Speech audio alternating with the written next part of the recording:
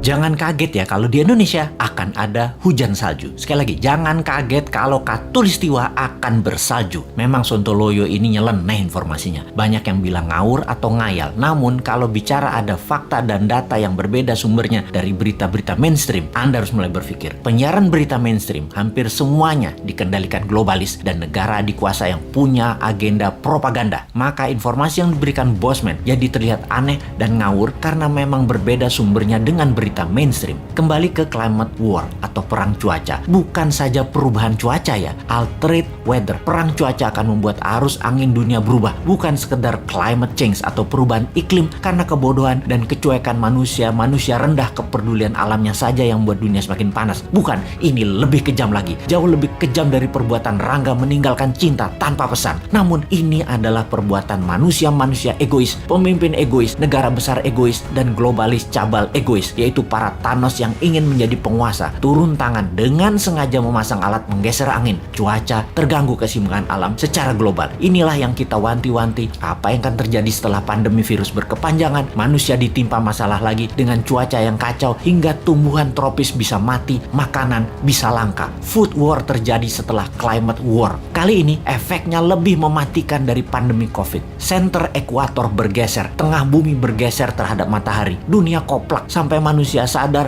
bahwa kita punya common enemy atau musuh bersama, yaitu alam yang tidak dipelihara. Seperti tubuh manusia tidak dipelihara di usia senja, berbagai penyakit dideritanya. Ternyata sahabat, ada fakta lain kalau kita ingin membalik semua keadaan tersebut. Banyak buktinya. Misalnya, ada seseorang di usia 65 tahun baru mulai hidup sehat. Di usia 80 tahun usia biologisnya, tetapi body age-nya seperti orang berumur 30 tahunan karena dirawat dengan baik walaupun mulainya dari umur 65. Dia makan sehat, olahraga, dan lain sejenisnya. Sekali, padahal selama 65 tahun hidupnya berantakan, namun ketika diputuskan berubah 180 derajat, balik arah, semua bisa jadi muda lagi, sehat lagi. Dunia pun sama. Selama ini dunia tidak dirawat oleh manusia, maka penyakit bumi itu banyak. Hal inilah yang membuat bumi menua dengan cepat dan menjadi renta. Tapi bukan tidak bisa disembuhkan. Bisa, selama kita semua sepakat berjuang memperbaiki. Indonesia di tahun 2045 adalah pemimpin yang akan memimpin perbaikan alam dunia ini semua. Untuk itu, New Mind selama 24 tahun ke depan hingga tahun 2045 akan pegang kendali utuh, menyelesaikan masalah dalam negeri dan luar negeri, menyetop kegilaan Amerika dan Tiongkok, serta menyetop globalis cabal. Ini bukan impian kosong, ini mungkin impian segelintir orang awalnya. Namun ketika 1 juta orang percaya, akan jadi collective belief. Ketika 10 juta orang pertama, kekuatan keyakinan makin besar, dan ketika 100 juta orang percaya, maka Indonesia akan bergetar. Ketika 270 juta orang Indonesia percaya, Indonesia menang. Dan ketika 1 miliar manusia percaya, dunia semakin sehat. Ketika 5 miliar manusia sepakat, maka dunia damai selamanya. Saat ini silahkan kalian percaya dengan pejabat yang mendukung penyedot nikel dari tanah air tercinta ini hingga 3 tahun ke depan supaya musnah cadangan nikelnya. Silahkan dukung. Tapi kalau mau Indonesia baru, dunia baru, siapkan konsep bernegara yang membuat Indonesia akan menjadi negara superpower. Ubah pola pikir lama dan semua pejabat incumbent termasuk yang mencalonkan di tahun 2024 yang dari incumbent. Mereka semua pikirannya lama. New Mind,